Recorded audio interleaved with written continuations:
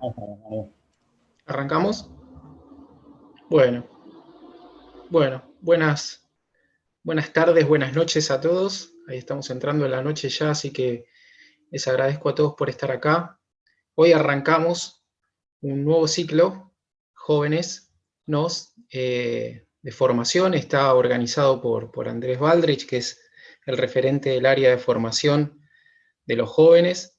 Un ciclo que tiene una intención concreta, que es acercarles a todos los que quieran, a todos los jóvenes, ya pertenezcan a nos, no pertenezcan a nuestro espacio político, diferentes alternativas formativas para potenciar eh, el proceso de enseñanza-aprendizaje, ya sea en economía, en, en política, en cuestiones a veces también filosóficas, doctrinales, etcétera, etcétera. ¿Sí? Históricas, por supuesto, ese es el ámbito que me compete, ¿no?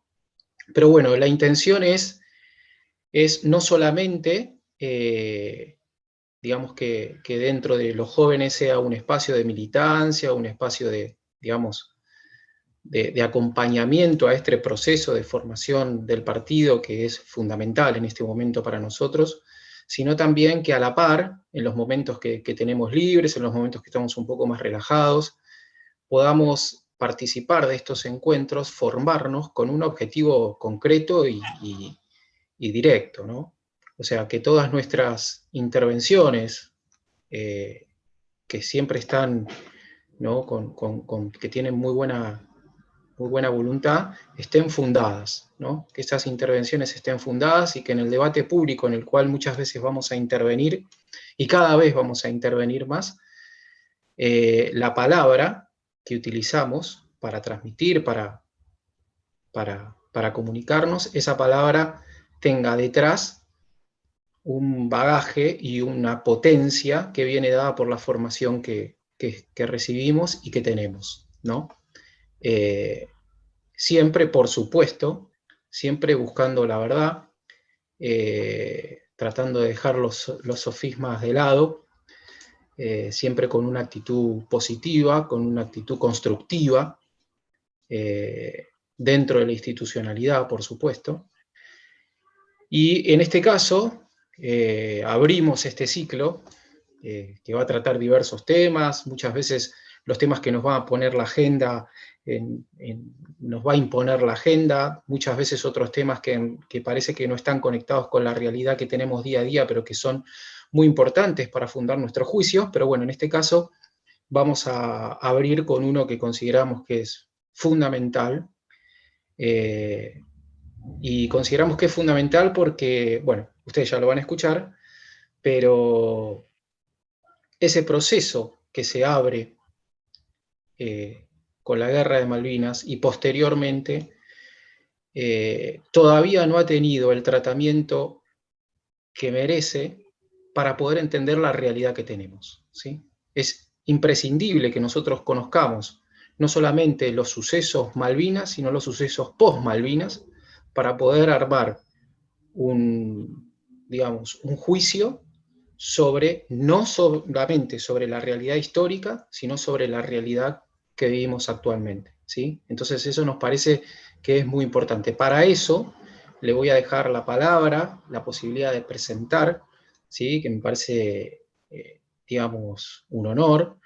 Se la cedo a Andrés Baldrich, que es nuestro referente del área de formación, así que Andrés, te dejo la palabra y bueno, muchas gracias por esto que armaste, que es fundamental. Bueno, gracias por la palabra. Para mí es un honor en este momento poder presentar a Nicolás, agradeciéndole su presencia en este ciclo en el que vamos a ver una de las causas por las que luchamos, que es la causa de Malvinas. Eh, y bueno, qué mejor persona que él, que no solamente estuvo ahí, sino que también participó activamente en el esfuerzo patriótico y después también, junto a todos los que participaron compartió el yugo y el peso de la desmalvinización, del maltrato social, con gran cantidad de personas que tratan de desprestigiarlo incluso hasta el día de hoy. Así que, Nicolás, te voy a pedir si podés activar tu cámara, si querés, y si no...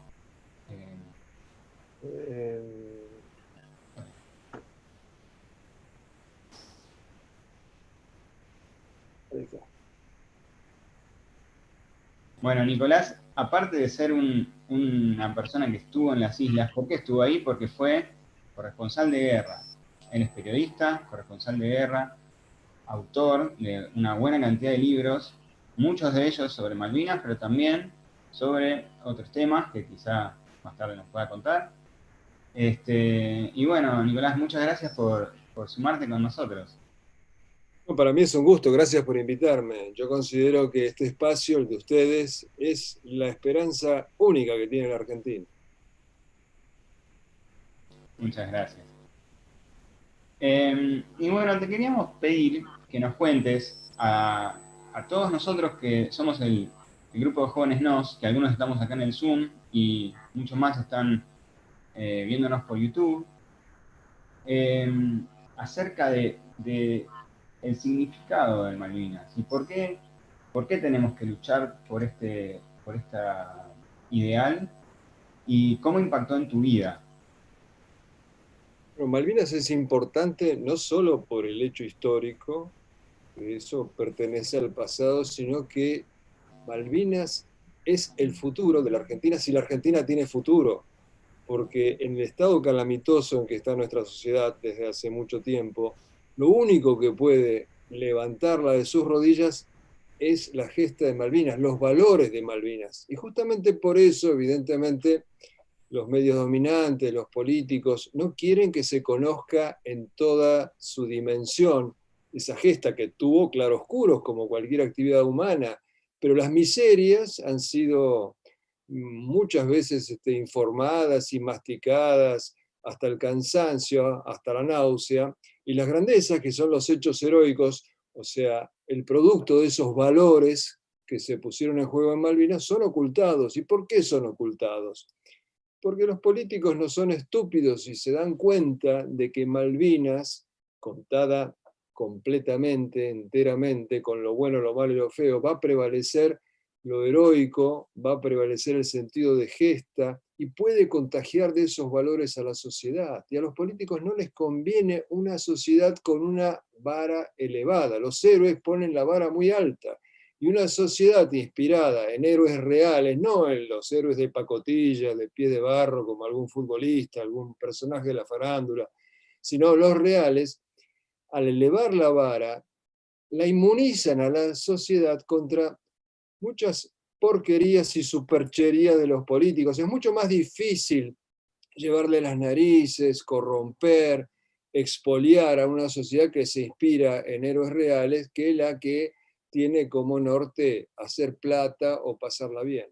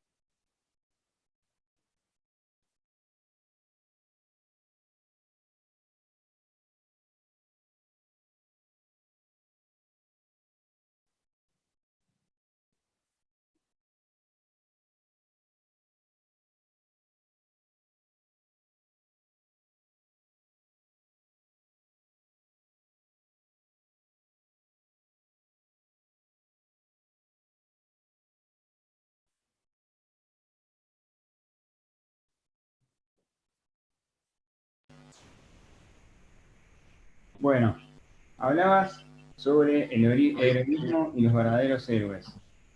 Y yo sé que, tanto en tu experiencia en Malvinas como después en el continente, tratando con los veteranos, has podido conocer a una gran cantidad de héroes, tanto de los que son más famosos como de los que quizá quedaron un poco más opacados. ¿Querrías compartir con nosotros alguna de las historias de heroísmo que más te llamó la atención estando en las islas? Bueno, el común denominador de muchas de esas historias de héroes es el amor al prójimo. Yo siempre digo que los combatientes argentinos pusieron en juego, acataron y cumplieron esa máxima de Jesús en el Evangelio que dice que no hay mayor amor que el de aquel que da la vida por sus amigos. Y nuestros soldados daban la vida por sus amigos. Inclusive, increíblemente, hasta había una suerte de competencia por salvar al amigo a costa del propio pellejo. Y historias así abundan, y creo que si se conocieran, a lo largo y a lo ancho del país cambiaría el tónico moral de la sociedad, porque tendrían quien inspirarse. Por ejemplo, el caso de un piloto de Pucará que tuve el honor de conocer, Miguel Ángel Jiménez, su indicativo era el Sombra. Cada vez que había una misión, los Pucará estaban basados en Malvinas, no eran los aviones que atacaban a la flota del continente. Cada vez que había una misión, le decía a su jefe: no mandes a fulano que está casado, mandame a mí que soy soltero. No mandes a sutano que tiene hijos, mandame a mí que yo no tengo. Y así, en una misión, el 28 de mayo, que reemplazó a un camarada que tenía familia, él no volvió, lo hizo por amor. Malvinas, vista sin estos preconceptos, estas anteojeras que nos metieron, es una cadena de historias de amor, de ese amor sublime, de darlo todo por el camarada. Te cuento que el 1 de mayo nos habían bombardeado los aviones Vulcan, después pasaron los Harriers, yo estaba en el aeropuerto, y después siguieron bombardeando las fragatas inglesas, era de día todavía, cuando vimos 3 puntitos que pasaban por sobre nuestra cabeza, eran una escuadrilla, la escuadrilla Torno, que como caballería que llega al rescate a último momento porque nos estaban pegando muy duro, pasa por sobre nosotros, avanza hacia el mar y ataca a las fragatas inglesas, y vimos claramente que una de las fragatas se iba humeando. Y años después me encontré con el jefe de la escuadrilla, con Norberto Di Meglio, y le pregunté: en ese momento, ¿qué sentías? ¿Qué te motorizaba? ¿Por qué lo hacías? Y me contestó: no lo hice por la patria, no lo hice por el honor, no lo hice por la gloria, lo hice porque 2 semanas antes había estado en Malvinas y había visto a mis camaradas cavando trincheras y no los iba a dejar solos. Ese fue el leitmotiv de muchos de nuestros héroes, dar la vida por el prójimo. Lo dijo una vez, y es una verdad universal, en un programa de Fantino Gómez Centurión: el amor a la patria en la guerra es el amor al combatiente que tenés a tu derecha y al que tenés a tu izquierda.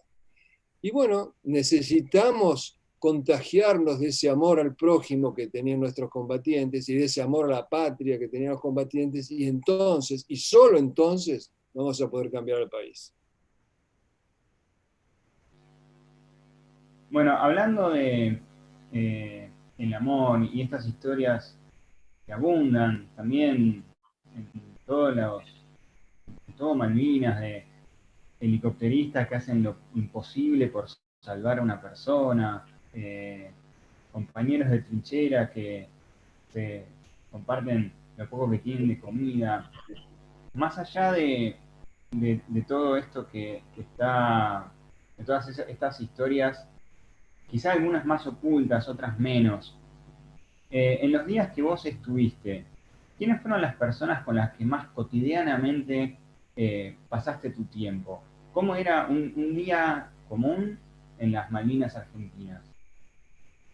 Bueno, obviamente con quien más pasaba el tiempo era con mi camarógrafo, que era mi sombra, pero aparte de él, yo en la mañana tenía una misión que cumplir, que era tratar de ayudar a los soldados que la estaban pasando mal, porque nuestro generalato le había prohibido a los soldados carnear las 300.000 ovejas que había en las islas, que eso hubiera paliado el hambre. Toda guerra es sinónimo de hambre, pero lo hubieran pasado mejor. Y también prohibía que entren a las tiendas para abastecerse, para así no desabastecer a los kelpers. O sea, se cuidaba más al extranjero, al enemigo, que a la propia tropa. Y como los civiles podíamos entrar, yo trataba de ayudarlos, me iba al West Store y hacía lo que podía para ayudarlos.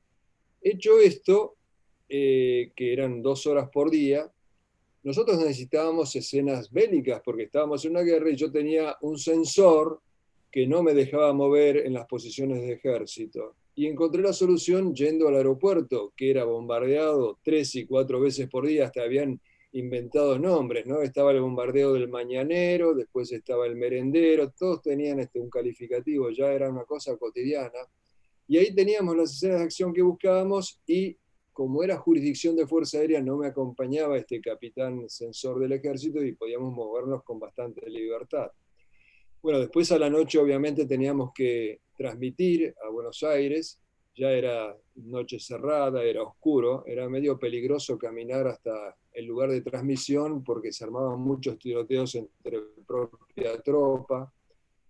Tratábamos de caminar cantando a voz en cuello tangos, desafinando, gritando o malas palabras para que no nos confundan con un extranjero, con un comando infiltrado. Transmitíamos allí y bueno, a la noche íbamos finalmente a la hostería, donde después de comer siempre invariablemente cordero, toda la dieta durante todos esos días, y no me quejo porque otros no tenían ni cordero, pero el cordero ya no lo aguanto nunca más en mi vida.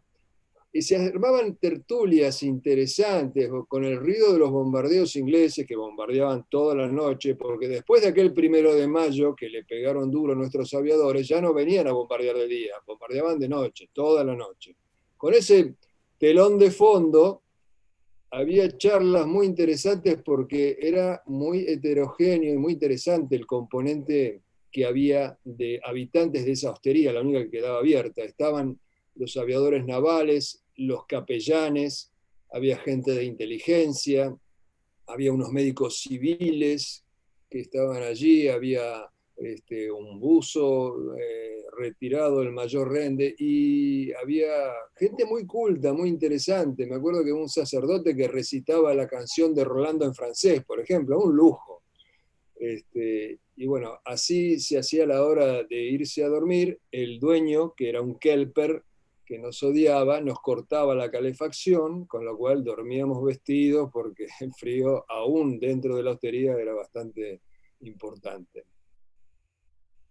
Nos comentás que corrías gran riesgo yendo a transmitir de vuelta al continente, pero de todo el material que vos filmabas, ¿eso se transmitía? Eso, ¿qué pasaba con ese material que vos tanto trabajabas para conseguir? Bueno, nosotros no podíamos transmitir imágenes, porque no era todavía la época de los satélites. Lo que transmitía yo era por radio, transmitía a Radio Mitre, y daba información y tenía contactos con mi producción, a la cual, entre otras cosas, los soldados con los que yo me cruzaba, yo notaba sus teléfonos, se los pasaba a la producción y la producción llamaba a los familiares y les decía que yo los había visto y que ese día que estaban bien. Nosotros para transmitir, una vez hicimos un cálculo de que había que alinear 7 buques en línea recta de Malvinas a Buenos Aires para hacer los enganches, cosa imposible, por supuesto. Así que yo embarcaba el material fílmico por los aviones, sobre todo los Hércules y también los de la Armada, los Fokker, que burlaban el bloqueo. Y obviamente sabía de la censura militar y entendía que una parte probablemente no sería mostrada, pero grande fue mi desmayo y el de mi camarógrafo Alfredo Lamela cuando al volver nos encontramos con que entre el 90 y el 95% de nuestro material no solo no fue mostrado, sino que fue destruido. Hace poco en Clarín salió una nota sobre el tema donde dice que faltan 100 horas de grabación nuestras. Y algunas cosas inclusive me las habían destruido en mi presencia, este oficial censor, que yo le rogaba de que lo guardara él, aunque sea para después de la guerra, porque cada fotograma tendría un valor histórico incalculable, pero no. En ese sentido fue inflexible y muy tonto, muy absurdo lo que se hizo.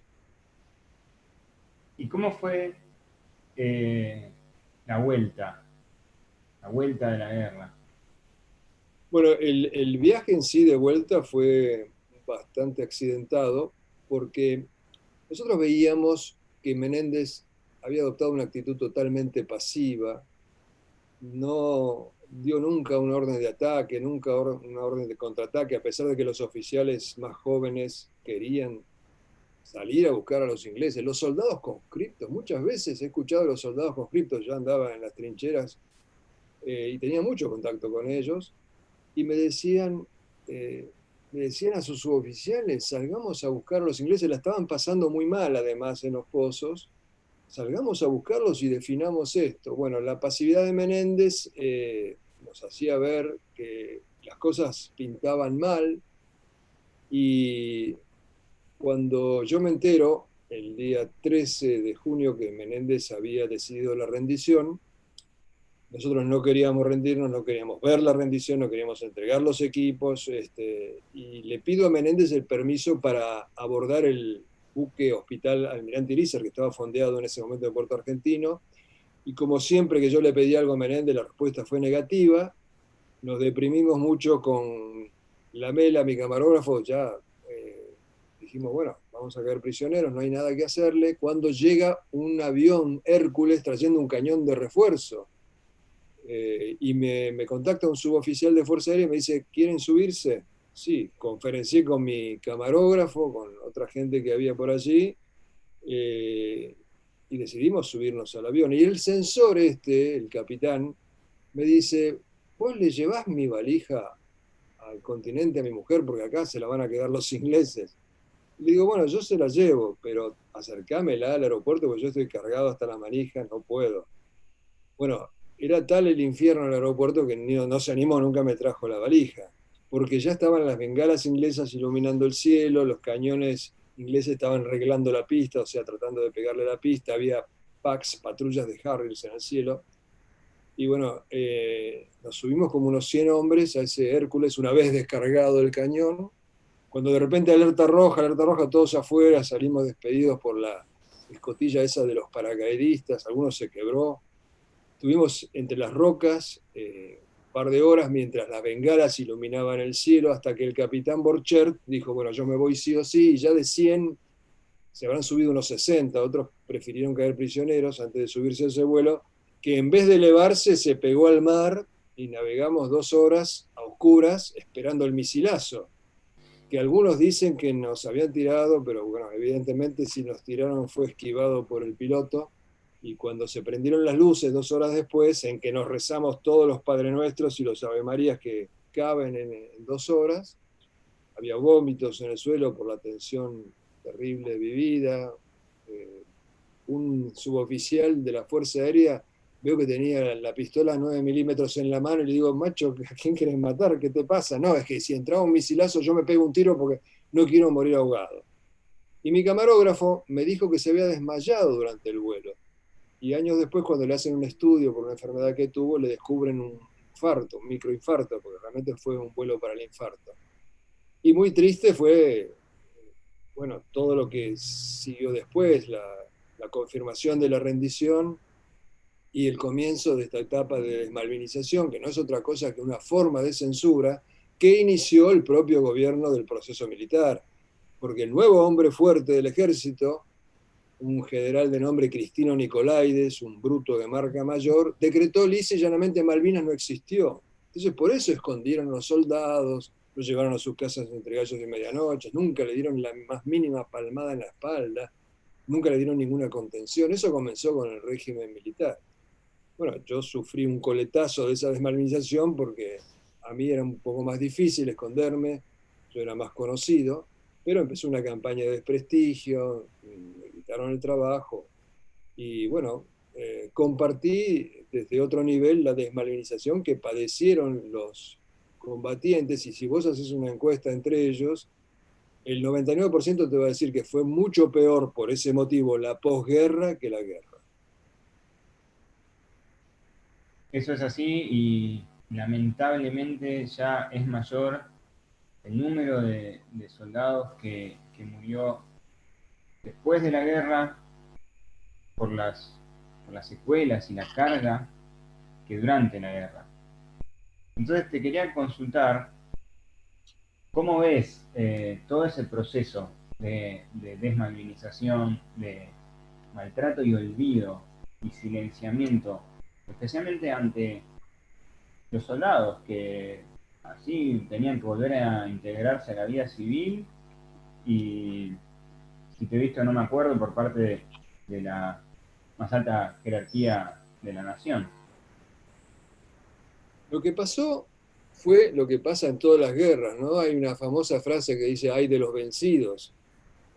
Los vencedores escriben la historia, en este caso los vencedores fueron los ingleses, y la escribieron con la cooperación consciente e inconsciente de gente de nuestra nacionalidad, de cipayos se podría decir, conscientes o inconscientes, porque ¿cuál es el objetivo de una guerra? No es solamente derrotar al ejército enemigo, entrar en la ciudadela enemiga, sino evitar que ese pueblo vuelva a intentarlo. Y eso lo dijo muy bien un lord inglés pocos días después del fin de la guerra. Dijo, hay que revolcar a los argentinos en el fango de la humillación, así ni siquiera sus nietos van a fantasear con recuperar las islas. Y eso es lo que se intentó hacer con toda una serie de ideas, fuerzas falaces con las cuales nos bombardearon y nos siguen bombardeando, que no resisten el menor análisis, pero que cumplen lo que decía el ministro de propaganda de la Alemania nazi, Goebbels: repetir hace creer. Entonces te repiten 1000 veces una cosa y se convierte en una verdad que no se discute, a pesar de que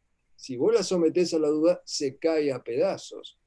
Y este bombardeo que continúa ha desmoralizado también los combatientes, los ha llevado a los suicidios que vos mencionaste, porque le quebraron el espinazo de la autoestima, es como haberles dicho estúpidos, fueron para nada. Y ninguna de ellas resiste la menor de las críticas. Por ejemplo, hace poco en mi canal de YouTube, mi hijo subió un video de los soldados que vuelven de la guerra, están los del Regimiento 25 que se batieron con valor y honor en la batalla de Darwin, está el testimonio de Gómez Centurión, y el título que le puso era Regreso con Gloria. Entonces varias personas escriben, pero ¿cómo con gloria si perdimos? Se ha perdido la conciencia de que la gloria no es únicamente la victoria, todo lo contrario a veces puede ser. Hay victorias ignominiosas y derrotas que son para aplaudir. Por ejemplo, la Unión Soviética venció a la Alemania nazi, invadió Alemania y los soldados soviéticos violaron a 2 millones de mujeres entre 8 y 80 años. Violaciones en masa. Eso fue una victoria vergonzosa. En tanto que, bueno, los espartanos murieron todos, pero esa derrota gloriosa la recuerdan por milenios los seres humanos. Sin irnos a los espartanos, San Martín creó una condecoración a los derrotados de Chancay, del coronel Pringles. Y dice así la condecoración: gloria a los derrotados de Chancay. ¿Por qué? Porque se batieron con honor y valor, porque lo que importa realmente no es el triunfo o la derrota, y eso lo tendría que entender un pueblo tan triunfalista y tan exitista como es el argentino, sino cómo se peleó. Entonces, esas ideas fuerzas, por ejemplo, de que la derrota es ya de por sí algo ignominioso, la versión falsa de que estábamos condenados de antemano a la derrota. Yo lamento ser autorreferencial, pero mi hijo hizo unos videos fantásticos que están en mi canal de YouTube, fue a videos ingleses que no son conocidos en Argentina, los editó, y todos los máximos jefes militares ingleses cuentan que estuvieron a un tris de la derrota. Lo dice el jefe de la flota, el almirante Woodward, es su voz. No es que alguien escribió y falsificó. Él lo dice en cámara, que el 14 de junio, él había dicho, había escrito en su diario, si los argentinos no soplan, nos caemos. Y es el día que Menéndez se rinde sin haber dado nunca una orden de ataque o de contraataque que temían los jefes militares ingleses, como lo dicen también ellos en un video que está en YouTube, que es un video que se llama Malvinas, la gran jugada. Entonces nos han metido en la cabeza esto de que estamos de antemano, nadie está de antemano condenado a nada. Dios nos hizo libres y el ser humano puede cambiar el curso de los acontecimientos, y un pequeño país como Vietnam puede ganarle al imperio. Nos han dicho de que cómo mandábamos hombres del cálido norte a pelear en el frío sur, pero existe lo que se llama la aclimatación. Con 2 meses que más o menos los tuvieron, uno se aclimata. Si no fuera posible hacer ese movimiento de tropas de una zona geográfica a otra, cómo pelearon los alemanes del gélido norte de Europa y cómo pelearon con el Afrika Korps en África, o cómo Aníbal cruzó los Alpes con elefantes. En fin, nos bombardean con todo este tipo de ideas fuerzas que no resisten análisis, pero seguimos repitiéndolas como realmente como loros, y se sigue eternizando la mentira sobre Malvinas.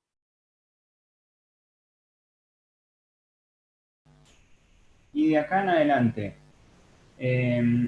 ¿cómo ves vos todo lo que vendría a ser la actividad cultural, promocional, para eh, repeler todo este esfuerzo de tantos años y cómo recuperar esos valores que vos decías que estábamos, que están silenciados y estamos perdiendo? Bueno, primero y principal, contando la verdad toda, no necesitamos ni imaginar, ni fantasear, ni mentir, ni acomodar la verdad, ni crear héroes falsos. La verdad es tan rica y está tan de nuestro lado en Malvinas que no hace falta inventar nada. Hay que contar toda la verdad. Ahora, ¿cómo contarla?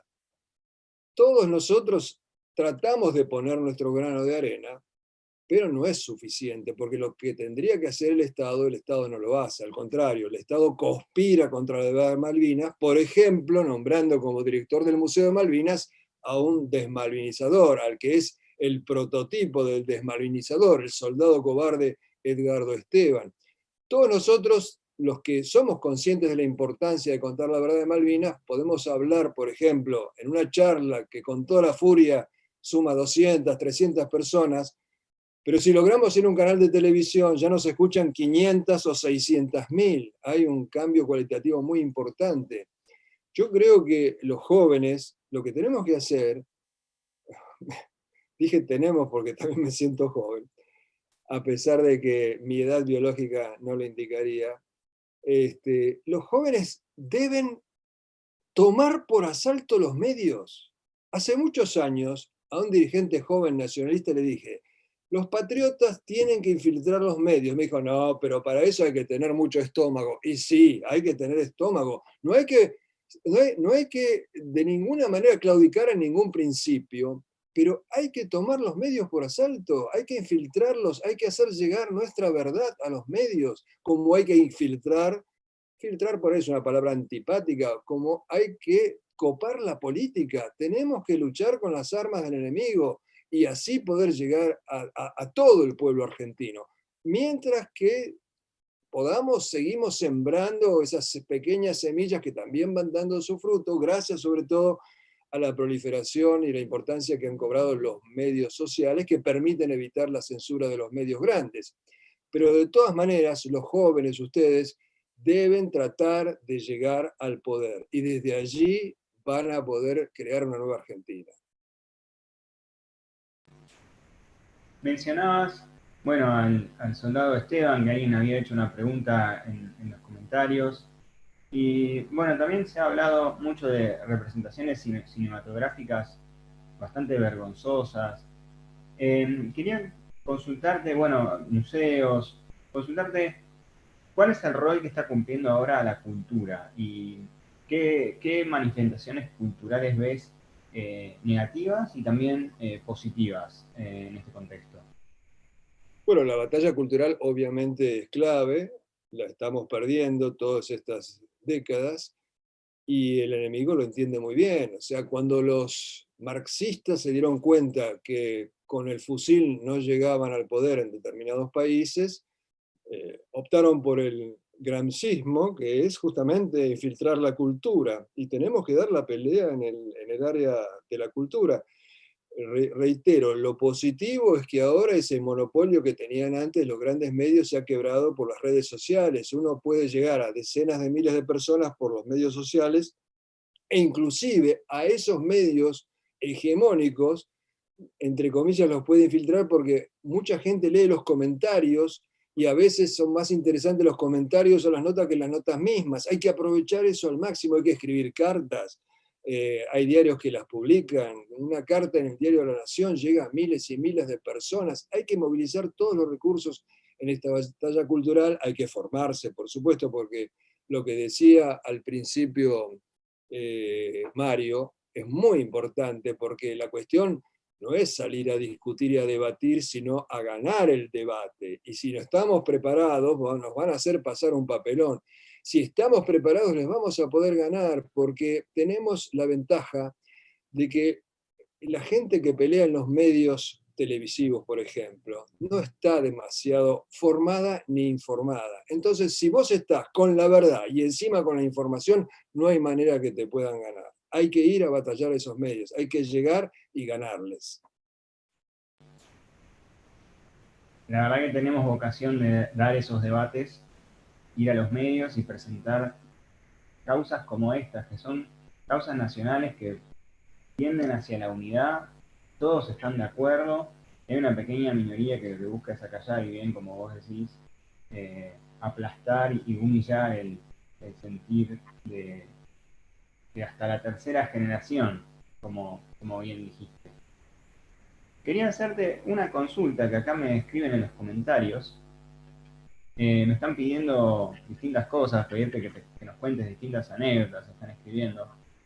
Quería consultar si nos puedes contar la historia heroica de el soldado Poltronieri, que recibió una de la máxima condecoración que puede recibir una persona en la guerra. Bueno, has puesto el dedo en la llaga, lamentablemente. Todos quisimos creer en la historia de Poltronieri, aunque no cerraba del todo. En realidad cerraba poco y nada. Pero últimamente los mismos camaradas de Poltronieri han salido en masa a decir que esa historia es lamentablemente apócrifa. Y acá vamos a lo que yo decía antes, no necesitamos inventar historias. Tenemos héroes de sobra, probados y comprobados, no nos aferremos a ninguna historia y no tengamos miedo en apartarnos de historias que resultaron ser falsas, apócrifas. Lo que pasó, pienso yo, es que después de la guerra los altos mandos no hicieron demasiadas investigaciones a fondo y algunos fueron premiados con justicia y otros al tuntún. De hecho, hay un comentario desde hace mucho tiempo que hubo gente que fue premiada o condecorada basándose en textos de la revista Gente, que como sabemos es una revista que ha mentido siempre, que fue triunfalista durante la guerra, mintiendo, y al día siguiente de terminar la guerra se convirtió en derrotista. Tenemos muchos héroes reales que no son conocidos y que debemos sacarlos a la superficie. ¿Quisieras contarnos alguna otra historia que sea, por ejemplo, algo que te haya conmovido, ya sea que lo hayas visto en ese momento o que te lo hayan contado?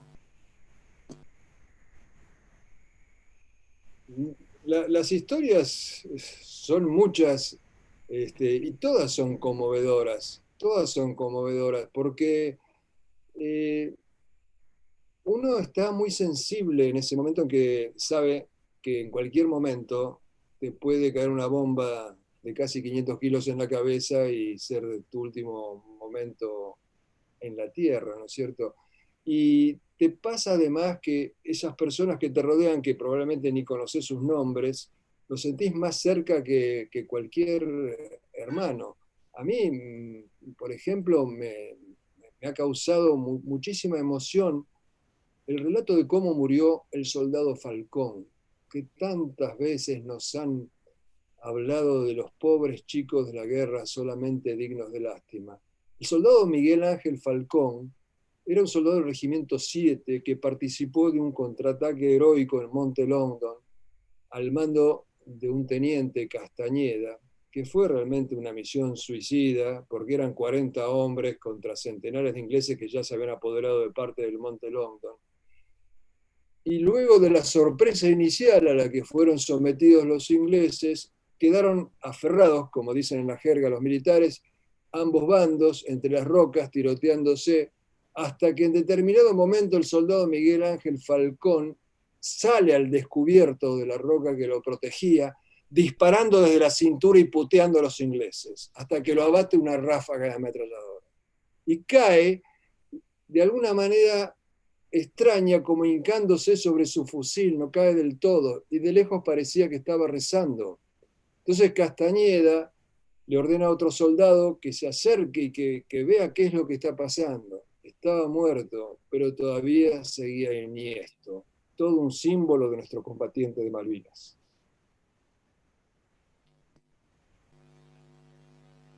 Y quería consultarte, ya llegando hacia el final,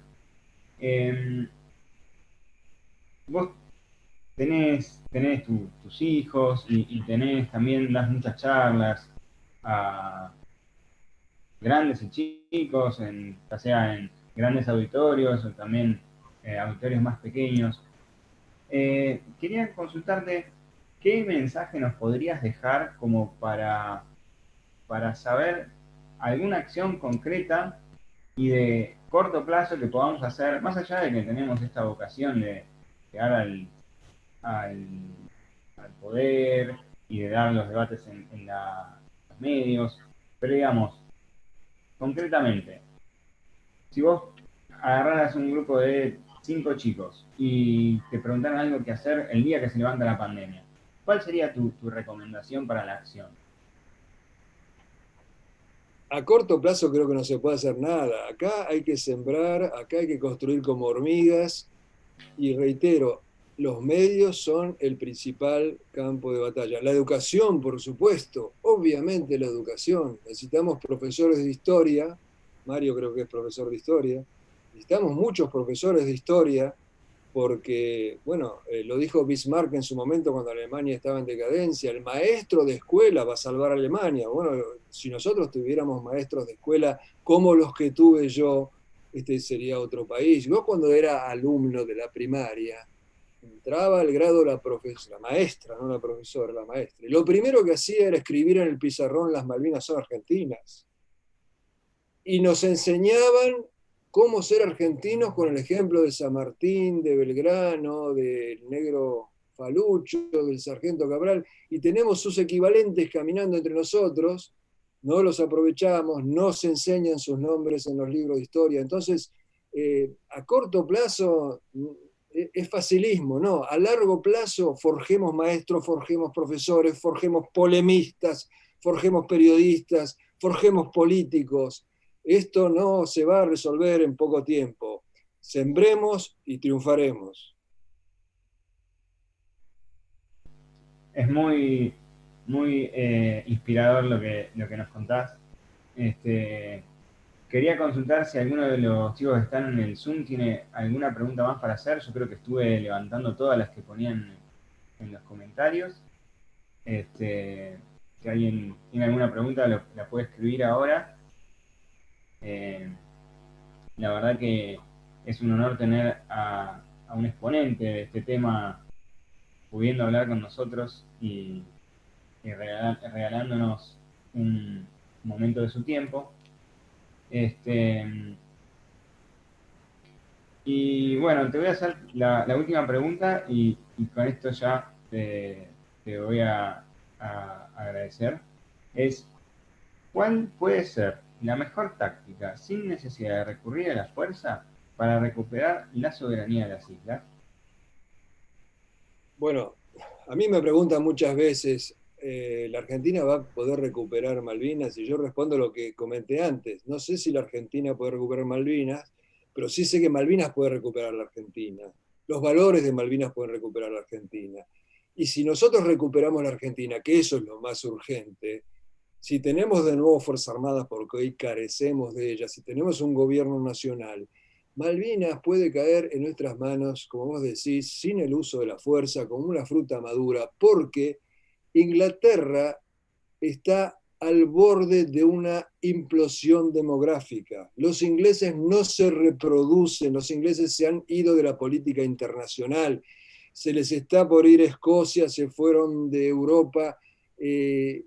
A Londres le dicen Londonistán, porque están invadidos por musulmanes y por africanos que sí se reproducen como conejos, y si este proceso continúa y va a continuar, lo lamento por la cultura inglesa, de la cual soy muy respetuoso y hasta admirador. Yo soy enemigo de la política inglesa, no de la cultura inglesa, pero el día que ya se aproxima de la implosión demográfica de Inglaterra, no va a poder seguir sosteniendo una colonia a 14.000 kilómetros de distancia. Si ese día nosotros estamos de pie y no de rodillas como estamos ahora, sin tirar un tiro, las Malvinas van a ser nuestras.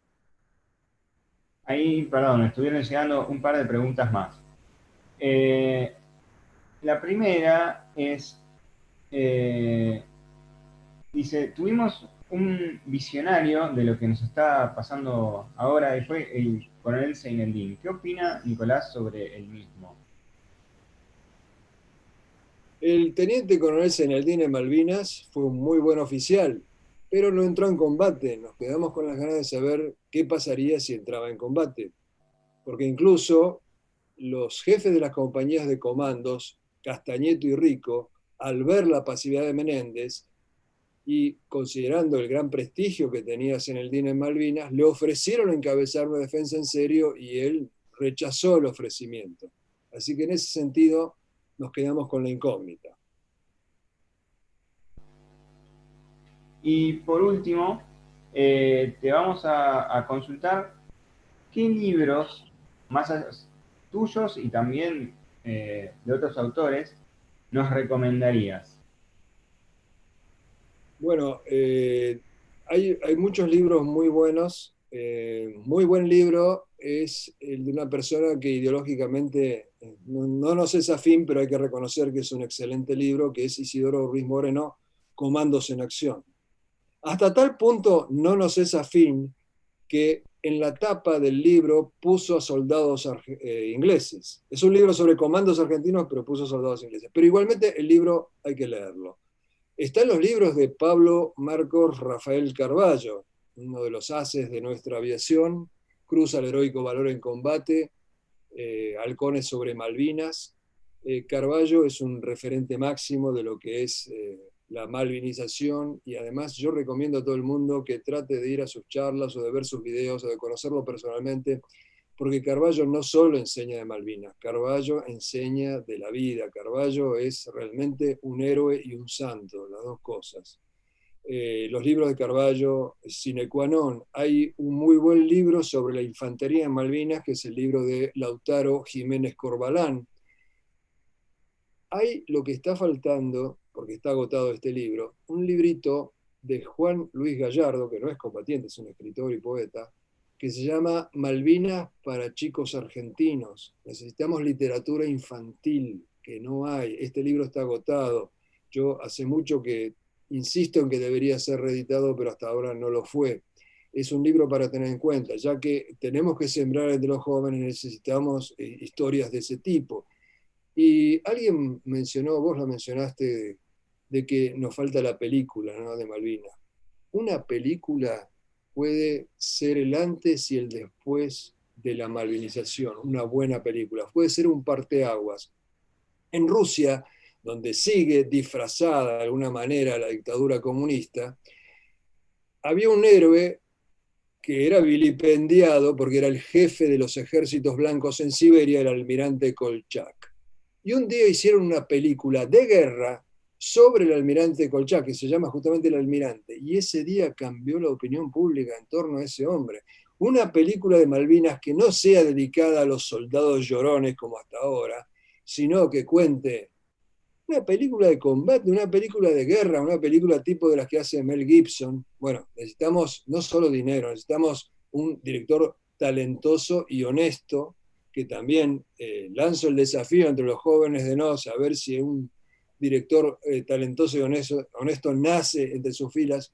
Podría ser la palanca de Arquímedes que dé la vuelta a la desmalvinización en la Argentina. Bueno, muchas gracias por tu tiempo.